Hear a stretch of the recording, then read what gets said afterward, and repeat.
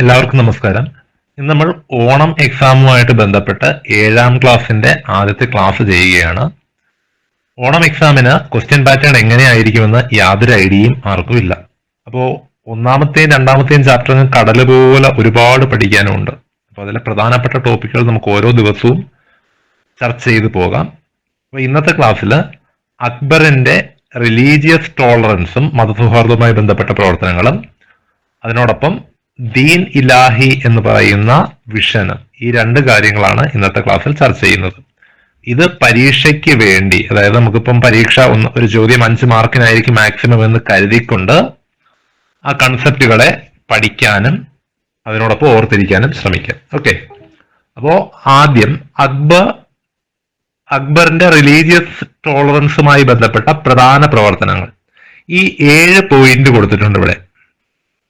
ഈ 7 പോയിന്റ് നിങ്ങൾക്ക് ഓർത്തിരിക്കാൻ കഴിയുന്ന ഏതെങ്കിലും 2-3 എണ്ണം ആലോചിക്കുക, അതിനെ ഒന്ന് വലുതാക്കി എഴുതുക. അപ്പോൾ തന്നെ നിങ്ങൾക്ക് ഒരു പാരഗ്രാഫ് ക്രിയേറ്റ് ചെയ്യാൻ സാധിക്കും. ഇപ്പോൾ ദീൻ ഇലാഹി പുസ്തകത്തിൽ നമ്മൾ ചർച്ച ചെയ്തതാണ്. ദീൻ ഇലാഹി വാക്കിന്റെ അർത്ഥം religion of God, it is a vision. ആ കൺസെപ്റ്റ് അറിയാം. ഇനി രണ്ടാമത്തേത് സുൽഹീക്കുൽ എന്ന വാക്ക് എവിടെയെങ്കിലും ഉപയോഗിക്കാൻ ശ്രമിക്കുക. യൂണിവേഴ്സൽ പീസ് എന്നുള്ള അർത്ഥത്തിൽ സുൽഹീക്കുൽ.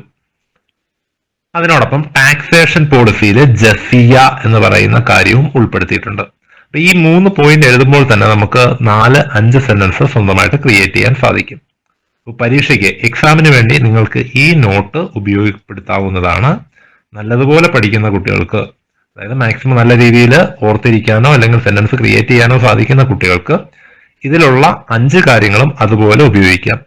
ഇനി പഠിക്കാൻ ബുദ്ധിമുട്ടാണ്, നമുക്കൊരു മീഡിയം റേഞ്ച് കുട്ടികളാണെങ്കിൽ ദീൻ ഇലാഹി നല്ലതുപോലെ ഓർത്തിരിക്കുക, ടാക്സേഷൻ പോളിസി ഓർത്തിരിക്കുക, അത് വെച്ച് അഡ്ജസ്റ്റ് ചെയ്യാൻ ശ്രമിക്കുക. ഒട്ടും നമുക്കൊണ്ട് പഠിക്കാൻ പറ്റുന്നില്ല എന്ന് വിചാരിക്കുന്നവർ അറ്റ്ലീസ്റ്റ് ദീൻ ഇലാഹി നല്ല രീതിയിൽ പഠിച്ചുകൊണ്ട് പോവുക. നിങ്ങൾക്ക് തിരക്കേടില്ലാത്തൊരു മാർക്ക് കിട്ടും. നമുക്ക് ഉയർന്ന ക്ലാസ്സുകളിലേക്ക് പഠിച്ചല്ലേ പറ്റും. അപ്പോൾ അത് നിങ്ങളെ കൊണ്ട് പറ്റുമെന്നുള്ള പ്രതീക്ഷയിൽ അങ്ങനെ തന്നെ പഠിക്കുക. ഓക്കെ, അപ്പൊ നമുക്ക് നോക്കാം ഓരോ കാര്യങ്ങളെ എങ്ങനെ ചർച്ച ചെയ്ത് പോവാം. പരീക്ഷയ്ക്ക് എഴുതാൻ വേണ്ടിയാണേ. ഒന്ന്, ദീൻ ഇലാഹി. ഈ വാക്കിന്റെ അർത്ഥം റിലീജിയൻ ഓഫ് ഗോഡ് എന്നാണ്.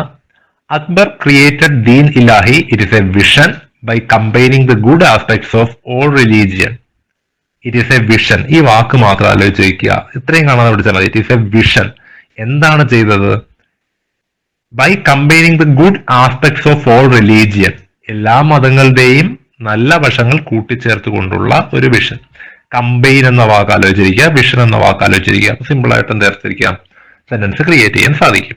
ഇനി അതിൽ തന്നെ ഉൾപ്പെടുത്താം the core of Din Ilahi is the policy of Sulhikul. അതിന്റെ ഏറ്റവും അടിസ്ഥാനപരമായ ആശയം, അതിന്റെ കാതൽ എന്ന് പറയുന്നത് സുൽഹീക്കുൽ എന്ന ആശയമാണ്. യൂണിവേഴ്സൽ പീസ്, എല്ലാവർക്കും സമാധാനം. Akbar introduced the policy of Sulhikul, which emphasized universal tolerance and the peaceful coexistence of different religions. നിങ്ങൾക്ക് രണ്ടും കൂടെ കമ്പൈൻ ചെയ്ത് എഴുതാൻ പറ്റുമെങ്കിൽ അങ്ങനെ എഴുതാം, അല്ലെങ്കിൽ ദീൻ ഇലാഹി എഴുതിയിട്ട് അതിൽ the core idea of Din Ilahi is the policy of Sulhikul എന്ന് എഴുതിയാലും കുഴപ്പമില്ല.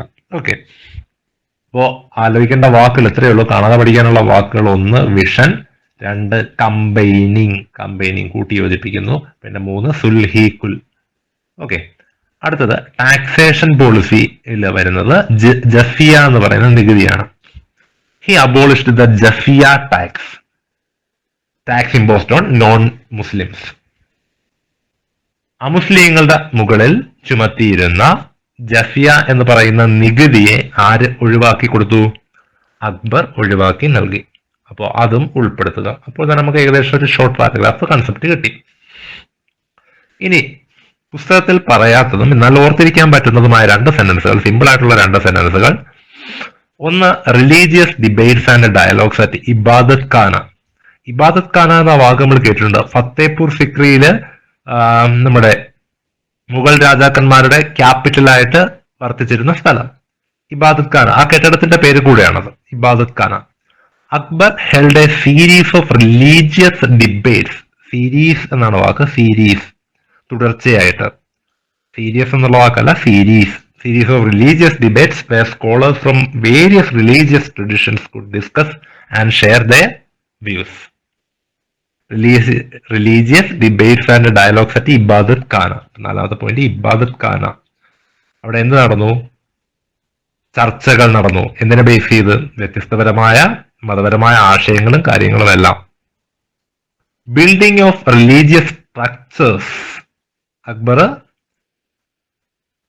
അമ്പലങ്ങൾ നിർമ്മിക്കുന്നതിനും ജെയിൻ ടെമ്പിൾസ്, ഹിന്ദു ടെമ്പിൾസ് തുടങ്ങിയവയെല്ലാം നിർമ്മിക്കുന്നതിനും ആ സമയത്ത് എന്തിന് സ്വാതന്ത്ര്യം നൽകിയിരുന്നു? നിർമ്മാണ പ്രവർത്തനങ്ങൾക്ക് സ്വാതന്ത്ര്യം നൽകിയിരുന്നു. അതേപോലെ ആർട്ട്, കൾച്ചർ തുടങ്ങിയവയുടെ ഉന്നമനത്തിന് വേണ്ടിയും അദ്ദേഹം ഒരുപാട് സഹായിച്ചിട്ടുണ്ട്.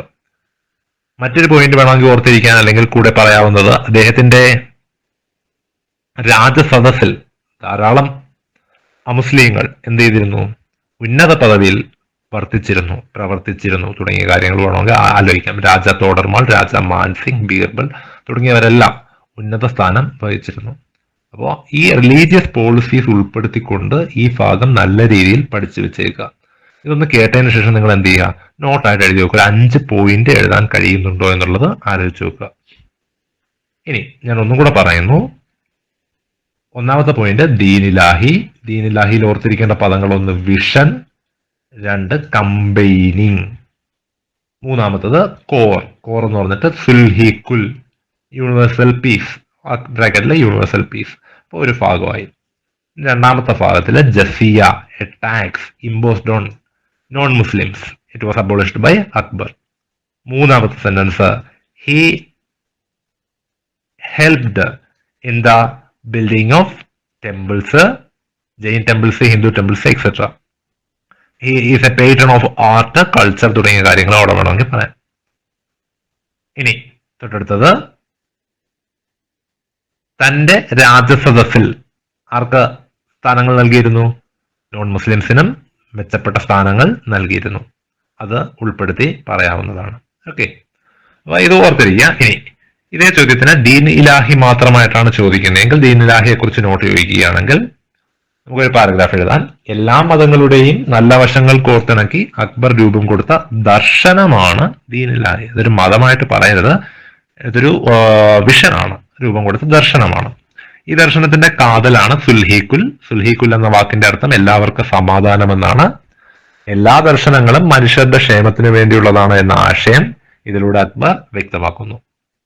മതസഹിഷ്ണുതയോടുള്ള അക്ബറിന്റെ പ്രതിബദ്ധതയും വ്യത്യസ്ത വിശ്വാസങ്ങൾ സമാധാനപരമായി നിലനിൽക്കാൻ കഴിയുന്ന ഒരു സമൂഹത്തെക്കുറിച്ചുള്ള അദ്ദേഹത്തിന്റെ കാഴ്ചപ്പാടും ഈ ദർശനത്തിലൂടെ നമുക്ക് കാണാൻ സാധിക്കും. നമ്മൾ കത്തി വെച്ച് എഴുതി പോയ ഒരു സെന്റൻസ് ആണെന്നേ ഉള്ളൂ. നമുക്ക് ആദ്യത്തെ 2-3 പോയിന്റുകൾ മാത്രം മതിയാകും. ഓക്കെ, ഇതേ സാധനം ഇംഗ്ലീഷ് മീഡിയത്തിന് വേണ്ടി ദീൻ ഇലാഹി മാത്രമാണ് ചോദിക്കുന്നതെങ്കിൽ, Akbar created Din Ilahi, a vision by combining the good aspects of all religion.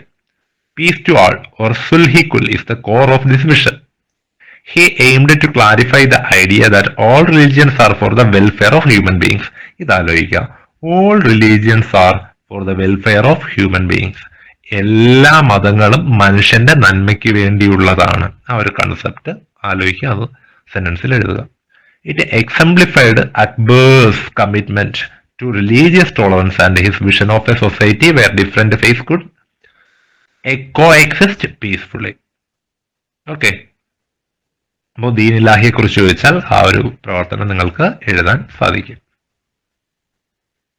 Akbar's religious tolerance ഒന്നുകൂടി ആലോചിച്ച് നോക്കുക. നമുക്ക് 7 പോയിന്റുകൾ കിട്ടി. ആ 7 പോയിന്റിൽ 1-2 സെന്റൻസ് ചേർത്ത് എഴുതിക്കൂടെ? എഴുതാൻ പറ്റും. നല്ലപോലെ ക്ലാസ് കേട്ട് അല്ലെങ്കിൽ ശരി ഒന്ന് പഠിക്കണമെന്ന് താല്പര്യമുള്ളവർക്ക് തീർച്ചയായും സ്വന്തമായിട്ട് എഴുതാൻ സാധിക്കും. നിങ്ങൾക്ക് ഇതുപോലെ 7ാം ക്ലാസ്സിന്റെ ഏതെങ്കിലും ടോപ്പിക്കുകൾ പാടായിട്ട് തോന്നുന്നുണ്ടെങ്കിൽ ഒന്ന് കമന്റ് ചെയ്തേക്ക്. ഏതെങ്കിലും വീഡിയോയുടെ താഴെ കമന്റ് ചെയ്യുക. അപ്പോൾ നിങ്ങൾക്ക് അതുമായിട്ട് ബന്ധപ്പെട്ട നോട്ട് പഠിക്കാനും എക്സാമിന് വേണ്ടി പ്രിപ്പയർ ചെയ്ത് തരുന്നതാണ്. അപ്പോൾ എല്ലാവർക്കും നല്ല രീതിയിൽ എക്സാം എഴുതാൻ സാധിക്കട്ടെ എന്ന് ആശംസിക്കുന്നു. നമുക്ക് തുടർന്നുള്ള ദിവസങ്ങളിൽ ഇതുപോലെ കുഞ്ഞു കുഞ്ഞു ടോപ്പിക്കുകൾ നമുക്ക് നോട്ടാക്കി എക്സാം ബേസ്ഡ് വർക്കായിട്ട് ചെയ്യാവുന്നതാണ്. എല്ലാവർക്കും ആശംസകൾ.